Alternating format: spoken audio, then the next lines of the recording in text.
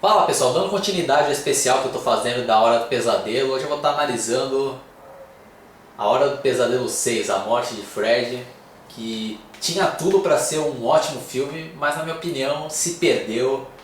Tem alguns elementos aqui da história que eu não curti, sem contar que eu gostaria de ver a Alice, que sobreviveu da parte 5, né? Já tinha feito a parte 4, a 5, e aí foi totalmente esquecida nesse filme aqui. O filho dela também, o Jacob, e outros personagens que poderiam ter voltado, né, numa parte final. Mesmo o Jesse da parte 2, eles poderiam ter voltado com ele aqui e juntado e feito uma grande história aí final, e achei fraco, né? Não digo que seja uma porcaria o filme, mas poderia ser bem melhor, né?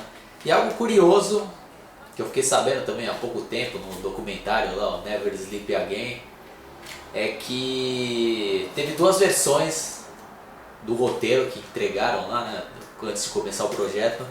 E um deles era do Peter Jackson, que fez a trilogia do Senhor dos Anéis, né, anos bem depois, né, que se tornou um dos grandes nomes aí de Hollywood.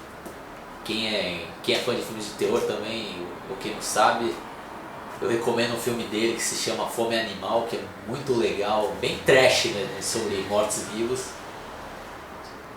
E a história do roteiro que ele tinha entregado lá para New Line era que o Fred Krueger tinha perdido tava perdendo todos os poderes dele no mundo dos sonhos, e os adolescentes estavam meio que dormindo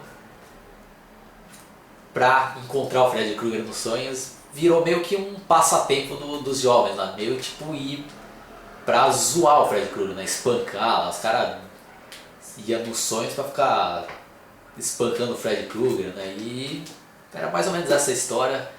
E também tinha um personagem lá que era um policial que estava em coma, e nisso acho que o Fred Krueger começou a usar esse cara aí, né, tipo, pra começar a ter de volta as energias dele. Acho que é a primeira vez que ele conseguiu matar uma pessoa, depois ele começa a ressurgir os poderes dele. Poderia até ser uma história legal, né? Mas no final eles optaram por essa história aqui da parte 6, de um outro cara que escreveu o roteiro lá. E alguns pontos que eu não gostei, por exemplo, de colocarem filha do Fred Krueger aqui, né? Tanto que nas outras partes nem foi citado, né?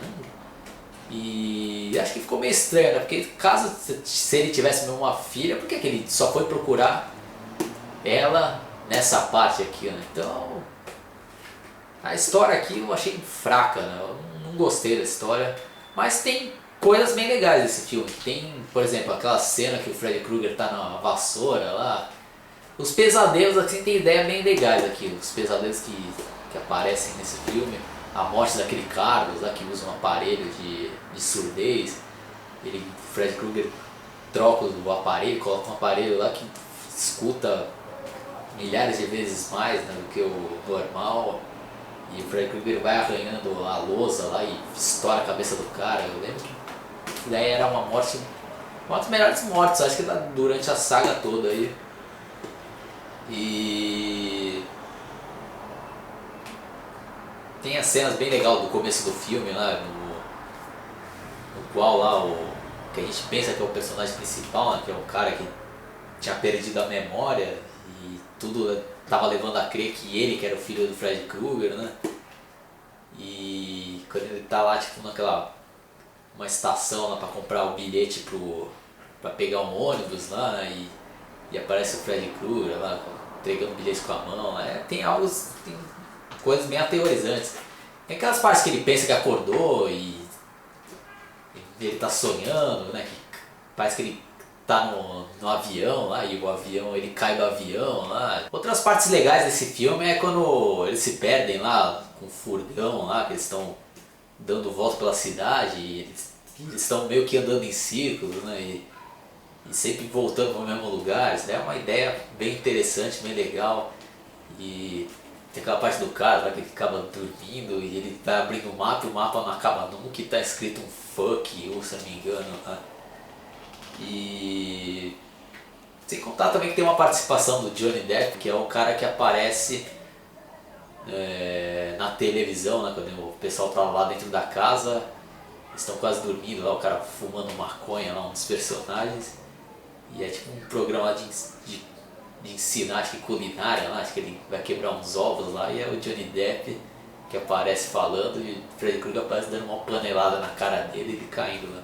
E acho que foi legal essa participação dele, ele poderia ser maior, mas... E também tem os flashbacks que mostram alguns fatos da vida do Freddy Krueger, tanto que chamaram o Alice Cooper pra fazer o papel do pai adotivo do Freddy Krueger, né? Outra coisa que eu não gostei desse filme é que da filha do Freddy Krueger consegue trazer ele pra vida real, e eu discordo totalmente com essa ideia, né? E acho que foi meio que baseado na parte 1, né, no qual a Nancy teoricamente trouxe Freddy Krueger pra vida real, né? Mas quem tá assistindo meus vídeos aí viu que eu comentei lá que na parte 1 ela pensa que trouxe ele pra vida real, mas na verdade ela só tava tendo outro pesadelo dentro de outros pesadelos lá. Mas aqui parece que realmente trouxeram ele pra vida real, né? Ou não, né? Pode ser que também ela tá tendo outro pesadelo, mas... Você acha meio estranho, porque parece o Freddy Krueger, né? Sem maquiagem nenhuma, normal, humano. E depois do nada ele já vira todo deformado, né? Então como que ele ia ter esse poder na vida real? Então isso daí não me encaixa na minha cabeça, acho que não é algo legal. Coisa que também voltou a se repetir no Freddy vs Jason, né? Que trouxe ele, Freddy Krueger pra vida real. Então isso daí é algo que eu não acho legal dessa ideia. Tanto que um dos meus projetos aí futuramente é escrever, que eu gosto bastante de escrever, é fazer remake da saga inteira, fazer algumas alterações de algo que eu não gosto, assim, nem vou falar muito para não estragar. E lógico que isso vai ser só como se fosse um livro, né? Não tem como fazer um filme, né? Mas com certeza no meu remake aí da saga, essa parte 6 vai ser quase que toda alterada, né? Não vou aproveitar quase nada dessa história aqui, então eu vou mudar totalmente aí. E pros fãs acho que vai ser legal. Então não tem data que eu posso prometer que vai ficar pronto quando, né? Porque eu vou fazer isso por hobby só e quando eu tiver tempo. Mas com certeza vou disponibilizar aí pra galera depois ler e opinar aí. Mas eu acho que vai ser bem legal esse projeto. Ah, esqueci de comentar também a parte que era um dos chamariz, assim, né, que eles usaram como marketing para atrair o pessoal para os cinemas, é que tinha partes em 3D, né? E o 3D dessa época nem se compara ao 3D de hoje em dia, né? Que era aqueles óculos que era uma parte de um lado azul e outro vermelho, né? E esses óculos eles entregavam e podia levar para casa depois. Eu era criança na época quando lançou isso daqui. E eu lembro que a propaganda que eles fizeram surtiu efeito. Tanto que eu lembro que o comentário dos amigos do meu irmão, assim, e da minha irmã, que são mais velhos que eu, que eram adolescentes nessa época, e todo mundo comentava sobre esse filme, falando que era bem legal e tal, e eu queria ir no cinema, mas era uma criança e, além de ter medo, eu não poderia entrar lá, né? Mas marcou época, né? E eu tô com essa fita aqui na mão, né? Também é algo que marcou depois, né? Quando época que eu já tinha virado fã, eu alugava essa fita aqui direto também. Era uma outra época, né? Passatempo assim, de finais de semana, um deles era em locadores para alugar filme. E esse daqui era um dos que eu mais alugava. E depois, anos bem mais tarde, eu consegui essa fita aqui, né? Apesar de já ter em DVD, em Blu-ray, mas eu gosto de ter como nostalgia. Um item bem legal de colecionador, né? Uma capa toda vermelha, a fita era azul, ó. Que normalmente as fitas eram pretas, né? E sem contar a capa, né? Eu acho que essas capas aqui originais era bem mais legal a arte delas. Nas versões em DVD eles mudaram, colocaram umas fotos nada a ver, e a Blu-ray então. Acho que até hoje só lançaram a versão lá que vem todos os filmes num box lá, bem simples, né? Então acho que merecia um tratamento melhor. E só para encerrar esse vídeo, acho que a parte mais legal mesmo, não digo que é a parte mais legal, mas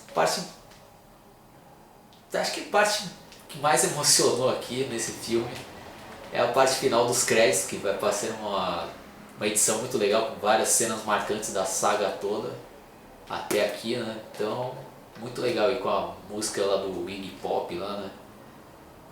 E eu dou nota 6,5, tá? De bom tamanho aqui. Mas eu acho o pior de toda a saga, mas eu até gosto desse filme aqui, porque me traz muita nostalgia isso daqui. Putz, me marcou época isso daqui, né? Mas poderia ser bem melhor. Mas é isso aí. Até a próxima e abraço.